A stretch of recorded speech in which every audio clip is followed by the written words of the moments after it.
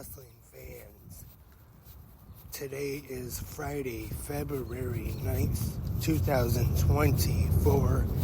Lance Brock here, TGIF. Hope everyone is having a great Friday so far, wherever you are listening right now to 360 Wrestling Podcast. Last night, we had the WrestleMania XL kickoff press event in Las Vegas, and we kicked things off with a panel which included Michael Cole, Pat McAfee, Big E, and CM Punk. They pretty much just went down everything we were going to see tonight, and I think we got a couple backstage interviews, and we started things off. Michael Cole and Pat McAfee were on the stage, and they brought out the EST of WWE, Bianca Belair. And then next up was Rhea Ripley, and she was interrupted by the man Becky Lynch, and she reminded Rhea and everyone else that she's big time Bex. And then we get the husband of the man, like that one shirt said at one time, the man's man, the World Heavyweight Champion, Seth freaking Rollins. And he calls out the American Nightmare Cody Rhodes to make his decision, but instead he gets the tribal chief, the head of the table, the reigning and defending undisputed Universal Champion Roman Reigns. And Roman says it is his choice for him to choose who he faces at WrestleMania, and he chooses The Rock. And then we get The Rock. Finally, The Rock has come back to Las Vegas. And in the crowd there are definitely, I would say maybe more of the crowd booing The Rock, but there are also some people that are still cheering him as well. And at one point, there's a chant, "We want Cody," and the other half, maybe a little less than half, but there are some chanting, "No, we don't." And then we get Cody coming out, says it's BS. And Cody says he chooses to face Roman Reigns at WrestleMania. It got a little heated at one point. Roman bringing up Cody's father, the American Dream, Dusty Rhodes. And then Cody started talking about family. He brought up the grandfather of The Rock and Roman Reigns, High Chief Peter Maivia. And that is where, I don't know if I would say Rock and Roman Reigns joined forces here, but this is where The Rock spoke up. Did not like Cody talking about his family. He said, when you talk about his family, you talk about family. When you talk about his blood, you talk about my blood.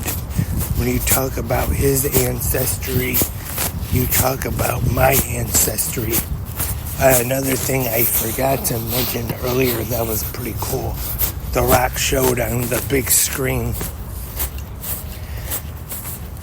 pretty much a family tree, had a picture of a tree and said the bloodline, and then on each branch had all the members of the Anoa'i family. And he even made a comment about it being wrestling's real royal family. Of course, everybody listening should get that, but just in case there's some people that don't, Cody Rhodes' theme song starts off, wrestling only has one royal family. I might have messed that up, but that is the reference The Rock was making.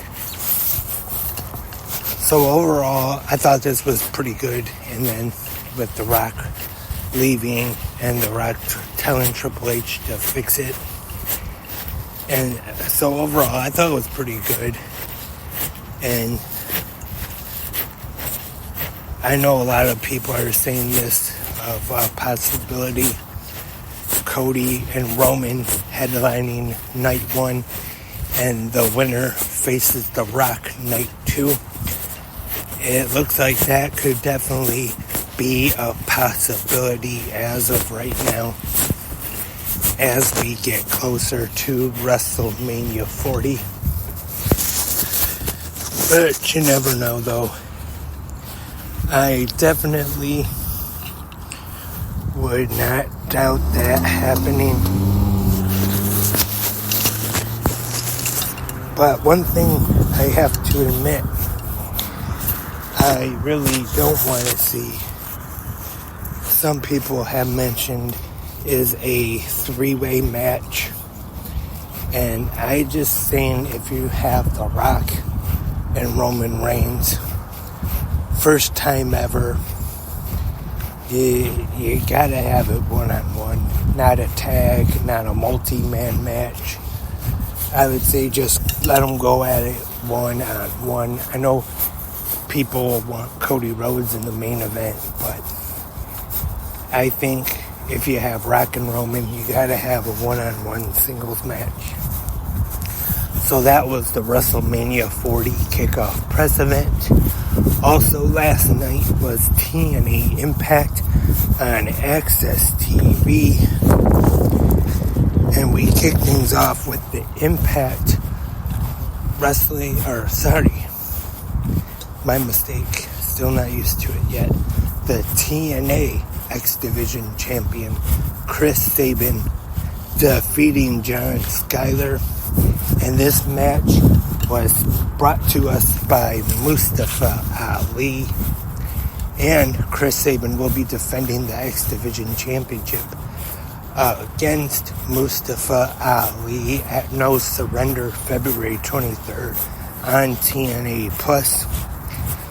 Tasha Steelz defeats Zaya Brookside in a pretty good match. This is after last week where Brookside defeated Steelz, and now they're even up 1-1. So I wouldn't be surprised if we see a rubber match between these two. If it's like the first two matches, it's going to be pretty good too. Representing the Rascals, Zachary Wentz defeated Speedball Mike Bailey. The TNA Knockouts champion Jordan Grace and Trinity defeated Giselle Shaw and Savannah Evans.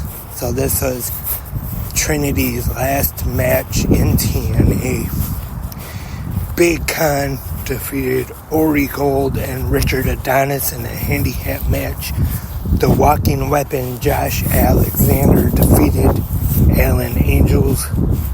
And in the main event of TNA Impact, the TNA World Champion Alex Shelley defeated Eddie Edwards, representing the System. So that is all for 360 Good Morning Wrestling fans on this Friday morning.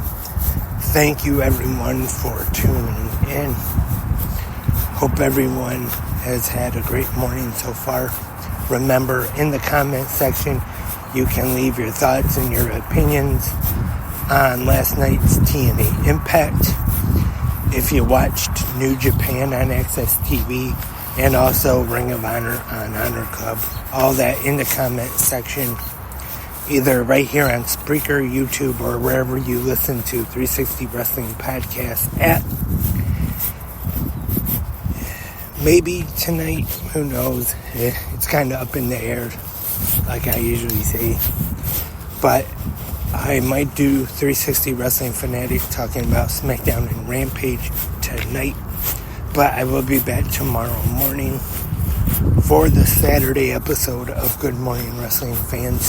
But until tomorrow morning, have a great pro wrestling day.